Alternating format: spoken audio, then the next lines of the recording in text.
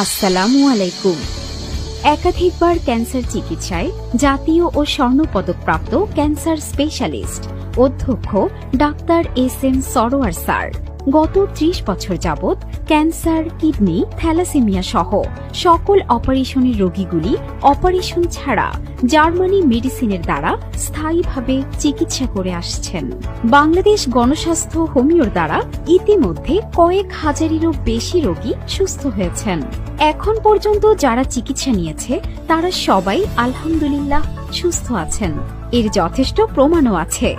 এরই মধ্যে উল্লেখযোগ্য কয়েকজন হলেন ব্যারিস্টার সুমন সাহেবের চাচি, অ্যাডভোকেট তুহিনের আম্মু চুনারুঘাট বাগবাড়ি, হান্নান মিয়া সাহেবের ওয়াইফ যার গ্যাস্ট্রোলজি, ইউরোলজি, কোলন, পাকস্থলী সহ সমস্ত শরীরে ক্যান্সার ছড়িয়ে পড়েছিল।